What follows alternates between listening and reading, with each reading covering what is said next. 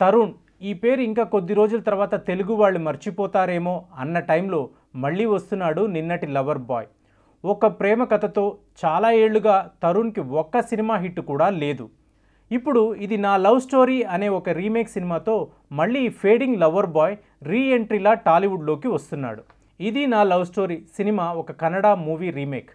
ఈ సినిమా తమిళ్, మలయాళంలో కూడా రీమేక్ చేశారు. తెలుగులో ఇప్పుడు రమేష్ గోపి డైరెక్ట్ చేయబోతున్నారు. కన్నడంలో యాక్టింగ్ చేసిన తమిళ హీరోయిన్ ఓవియా ఈ సినిమాతో తెలుగు ప్రేక్షకులకు పరిచయం కాబోతుంది.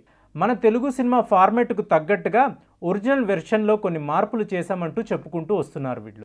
ఈ సినిమాను మేలో విడుదల చేద్దాం అనుకుంటున్నారు చిత్ర నిర్మాత సంస్థ.